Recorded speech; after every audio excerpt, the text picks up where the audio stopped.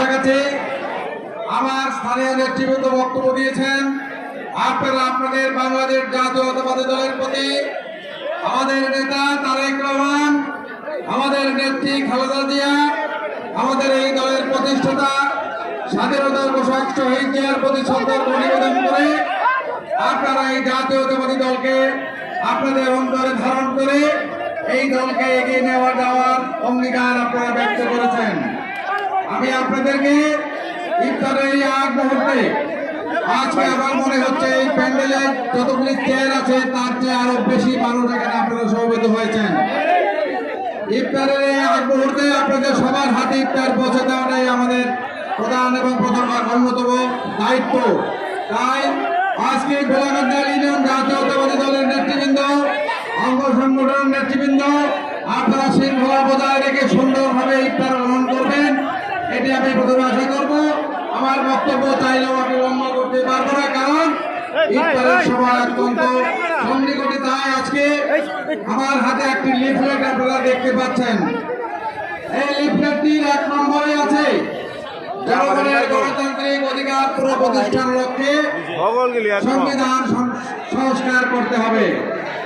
জনগণের গণতান্ত্রিক অধিকার প্রতিষ্ঠার লক্ষ্যে আমরা বিগত 15 বছর লড়াই করেছি, সংগ্রাম করেছি, কারাবরণ করেছি, আবার অনেকে জীবন দান করেছেন। প্রিয় ভাই বোনেরা, আমার এই মঞ্চে যে নেতৃবৃন্দ আছেন এদের অনেকেই দীর্ঘদিন কারাবরণ করেছেন, অনেকেই বাড়ি থেকেছেন মাসের পর মাস দীর্ঘ সময় ধরে।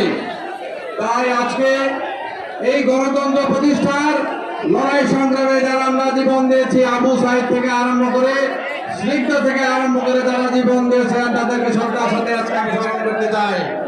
প্রিয় ভাই বোনেরা, আজকে আপনাদের উপস্থিতি প্রমাণ করে আপনারা বাংলাদেশ জাতীয়তাবাদী দলকে ভালোবাসেন, আপনারা গণতন্ত্রে বিশ্বাস করেন, দেশের উন্নয়ন আপনারা চান।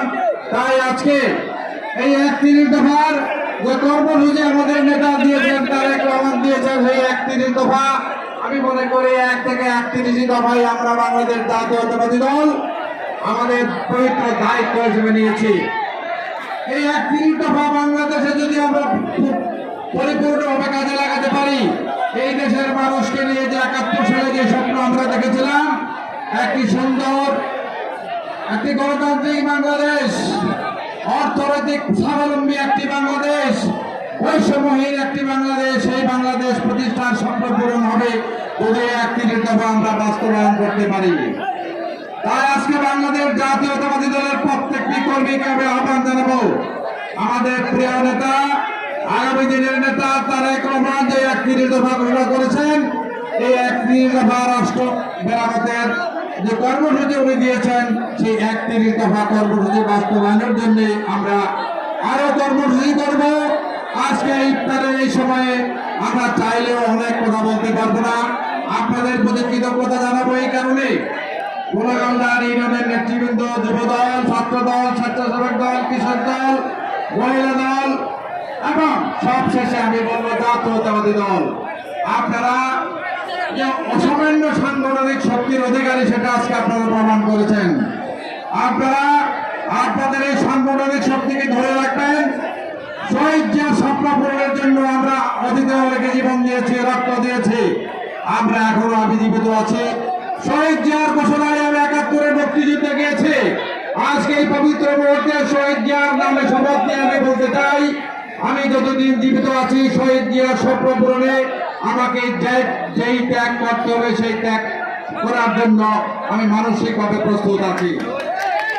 প্রিয় নেতৃবৃন্দ, আমাদের নেত্রী বেগম খালেদা জিয়া দীর্ঘদিন সংগ্রাম করে পুরোনার কাছে মাথা নত করেন নাই। অনেক চিকিৎসা নেওয়ার জন্য বিগত স্বৈরাচারী সরকার অনেক ফাঁদ পেতেছে, অনেক প্রলোভন দেখিয়েছে, রাষ্ট্রপতির কাছে ক্ষমা চেয়ে বিদেশে যাওয়ার কথা বলেছে। আমাদের নেত্রী বলেছেন, আমি কোনো অন্যায় করি নাই, আমি কারো কাছে ক্ষমা চাবো না, আমি যদি ক্ষমা চাই এক রব্বুল আলামিনের কাছে ক্ষমা চাইব। রব্বুল আলামিন আমাদের নেত্রীকে কবুল করেছেন। উনি কুয়েতের আমিরের পাঠানো বিমানে উনি চিকিৎসার জন্য লন্ডনে গিয়েছেন। সুতরাং আমি বিশ্বাস করি আমাদের নেত্রীর যে অন্তরের বিশ্বাস, এই দেশের মানুষের ভালোবাসা এই দেশের মানুষের উপরে আস্থা, সেটাই সবচেয়ে বড় শক্তি। প্রিয় ভাই বোনেরা আমার, ইফতারের এই সময়ে আমি আর কথা বাড়াবো না, আমি এই কথাটুকুই বলবো, আপনাদের এই উপস্থিতি আমাদেরকে উৎসাহিত করবে, আমাদেরকে অনুপ্রাণিত করবে। দয়া করে আপনারা আমাদের যে ইফতারের আয়োজন করা হয়েছে, এই ইফতারে কোনো কমতি হবে না, শুধু ধৈর্য ধরে এটাকে আপনারা একটু ম্যানেজ করে নেবেন। এই কথা বলে আজকের এই সুন্দর আয়োজনের জন্য বাংলাদেশ জাতীয়তাবাদী দলের নেতৃবৃন্দ, ছাত্র দলের নেতৃবৃন্দ, যারা এই আয়োজনে সক্রিয়ভাবে অংশগ্রহণ করেছেন, তাদের সবাইকে আমার ব্যক্তিগত পক্ষ থেকে আরেকবার অভিনন্দন, শুভেচ্ছা এবং ধন্যবাদ জানিয়ে আমি আমার বক্তব্য শেষ করলাম। আল্লাহ হাফেজ। বাংলাদেশ জিন্দাবাদ। বাংলাদেশ জাতীয়তাবাদী